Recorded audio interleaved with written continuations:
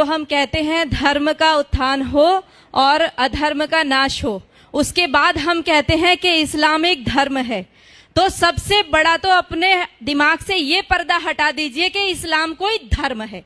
ये बिल्कुल शुद्ध एक राजनैतिक आंदोलन है जो कि अरब से चला है और पूरे उसमें घूम रहा है।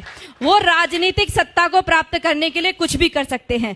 दूसरी बात मैं आपको ये कहना चाहती हूँ, देखिए हर मुसलमान जो है अपने आप को आदर्श मानता है कि मोहम्मद को, वो अपने आगे मोहम्मद लिखता भी है, तो वो मोहम्मद जैसा बनना चाहता है। मैं आपसे बस ये विनती करती हूँ कि आप एक बार मोहम्मद का चरित्र जरूर पढ़ें। जैसे हम रामायण को पढ़ाने के लिए कहते हैं ना, वैसे आप सबसे विनती है कुरान को पढ़िए और मोहम्मद के चरित्र को पढ़िए। ये पढ़ना बहुत जरूरी हो गया है। राम को पढ़िए और उसको पढ़िए। लोगों को प्रेरणा कीजिए कि कुरान जरूर पढ़ें। अपने बच्चों को अरबी सिखाइए। उनके लेटर, मैं नजीबाबाद से आ रही हूँ, लगातार अरबी में लिखा हुआ है, समझ ही नहीं आता क्या लिखा हुआ है, क्या इसमें पढ़ाया जा रहा है। जिस देश में 3 लाख से ज्यादा मदरसे चल रहे हो, जिस देश में 2 लाख से ज्यादा मस्जिदें विद्यमान हो, उनमें तैयारी क्या हो रही है। दिन रात बोल रहे ला इलाहा इल्लल्लाह, 5 बार बोलते हैं, 5 बार नमाज पढ़ी जाती है और शुरुआत इसी से करते हैं कि कोई नहीं है, ला माने नहीं है कोई भी अल्लाह के जैसा, और मोहम्मदुर रसूलुल्लाह अर्थात मोहम्मद ही उस अल्लाह का रसूल है। इन 2 के अलावा और किसी को हम पूजेंगे नहीं, मानेंगे नहीं।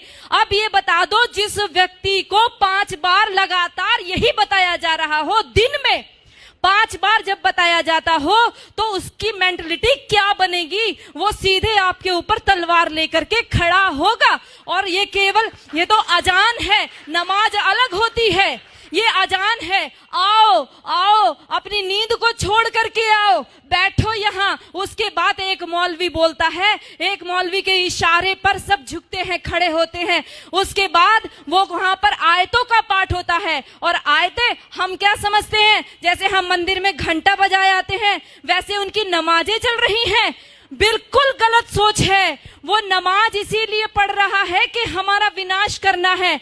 अगर हमारा विनाश करने के लिए कोई व्यक्ति दिन में 5 बार तैयारी करता हो और हर पड़ोसी तैयारी कर रहा हो 5 बार, और हमारी नींद ना खुले, तो याद रखो कि हमने अपना रिमोट कंट्रोल उनके हाथों में दे दिया है। उनको प्रॉब्लम हमारी गाय से नहीं है, उनको प्रॉब्लम हमारी माताओं बहनों से भी नहीं है, उनको प्रॉब्लम है केवल हमारे अस्तित्व से। जब तक एक भी हिंदू बचा हुआ है, तब तक उनको प्रॉब्लम है। उनको तब तक लगातार जिहाद करने के लिए कहा गया है, और लगातार हमारी माताओं बहनों के साथ अत्याचार दुराचार करने के लिए कहा गया है।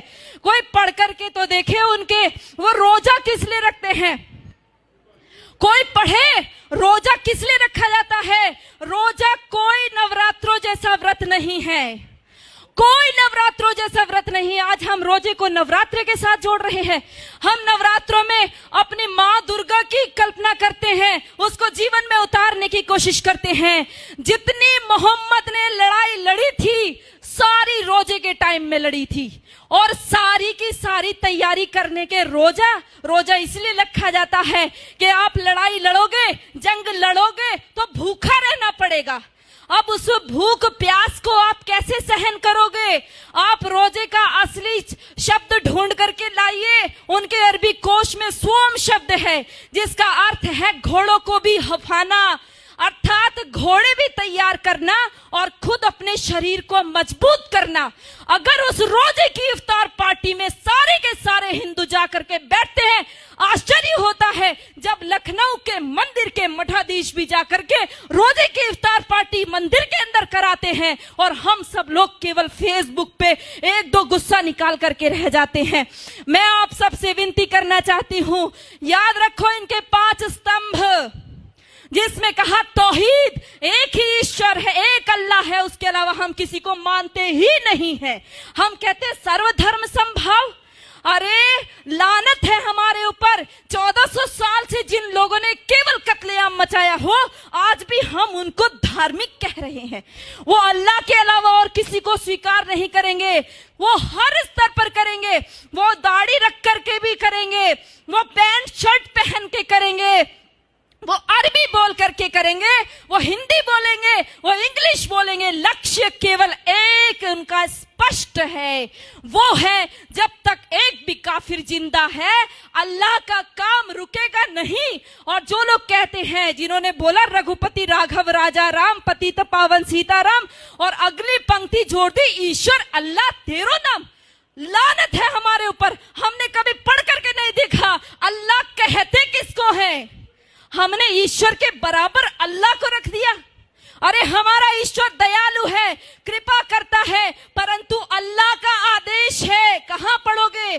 कुरान पढ़ोगे। अल्लाह का साफ आदेश है, जो मेरे को नहीं मानता, जो जिब्राइल मिकाइल को नहीं मानता, जो मोहम्मद को नहीं मानता, वो काफिर है, और काफिर वाजिबुल कत्ल है, वो कटने योग्य है। इतना ही नहीं कहा, जब रमजान का महीना खत्म हो जाए इनको घात लगा करके मारो।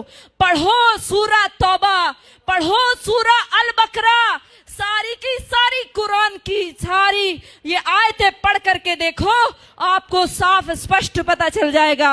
हम सोचते हैं कि उनकी हज यात्रा, हम सोचते हैं उनकी हज यात्रा हमारी अमरनाथ यात्रा जैसी है।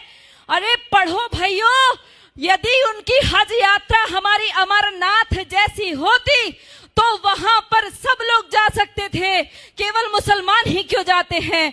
आज उनके ऊपर वो वहां से हमारे भाई पैसा भेजते हैं और वहां से वो अपनी सभ्यता को भेजते हैं।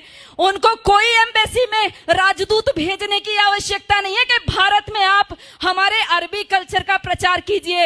ये सारे बढ़ाए हुए दाढ़ी, ये सारे ऊंचा पजामा और नीचा कुर्ता पहन करके सारे वहां से सीख करके आते हैं और अपने आप यहाँ पर आकर के सिखाते हैं। याद रखो, मिटेगा ये धर्म और आबरू भी जाएगी, तुम्हारे नाम से दुनिया को शर्म आएगी। यदि आज नहीं जागे तो कोई हमारे बचाने वाला नहीं है। ये नमाज खिलाफत का मिनी ट्रायल है। ये नमाज इसलिए कहता है कि एक खलीफा बैठाएंगे और उसका राज चलेगा। ये पहले भी हमारा देश आजादी के लिए जूझ रहा था और सारा मुस्लिम जगत खलीफा के लिए जूझ रहा था।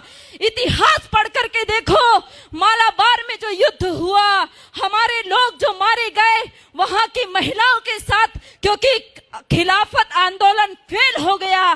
टर्की में खलीफा था, उसकी खलीफाई चली गई, खलीफा छोड़ करके इंग्लैंड भाग गया। वहां से इनको गुस्सा आया, आक्रोश हमारे हिंदू माताओं बहनों के ऊपर निकाला। वो जो लेडी रीडिंग को पत्र लिखा था हमारी हिंदू महिलाओं ने, कभी पढ़कर देखो, उन्होंने लिखा हमारी कितनी दुर्दशा हुई है। हमारे सामने हमारे बच्चों को, दूध मुहे बच्चों को भाले की नोक पर उछाल करके ऊपर टांग दिया गया। हमारी बेटियों माताओं के साथ में बलात्कार हुए। एक एक माता का बलात्कार करने के लिए 10-10 जिहादी थे और वो 10-10 जिहादी के बीच में फंसी हुई महिला ये सोच रही थी किसके लिए दुख मनाऊं, अपने बेटे के लिए या मेरे शरीर के लिए, किसके लिए रोएंगे। दर्द को भी दर्द आएगा, वो ऐसी भयंकर स्थिति है। और ये केवल एक आकस्मिक घटनाएं नहीं है, ये सब ऊपर से सिखाया हुआ है। भाइयों, आप सब लोग जो फेसबुक पे इसको रिकॉर्ड कर रहे हैं या अपने मोबाइल में रिकॉर्ड कर रहे हैं, ये मोबाइल में रिकॉर्ड करने की चीज नहीं है, दिल में रिकॉर्ड कीजिए। इसको अपनी बहनों को, माताओं, बेटियों, बच्चों को बताइए। नीति कृष्ण कहता है, नीति का अवलंब ले पहचान शत्रु प्रहार को। कृष्ण का आदेश सुन गुंजा दे गांडीव की टंकार को। ऐ पार्थ चादर तान कर सोता रहेगा कब तलक, तू उठ जरा निज शौर्य का परिचय करा संसार को। तो उठ जरा निज शौर्य का परिचय करा। धन्यवाद।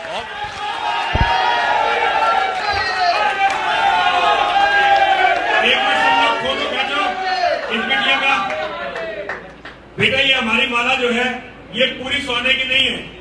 इसमें जितनी मिलावट हो सकती है उतनी मिलावट होती है। 1 तोले सोना इसमें होता है, बाकी मिलावट होती है। लेकिन हमें इसे बनवाने के लिए बड़ी मेहनत करनी पड़ती है।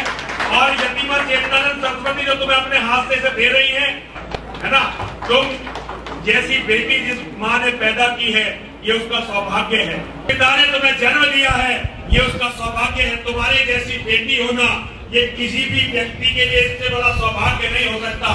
मैं तुम्हें नमन करता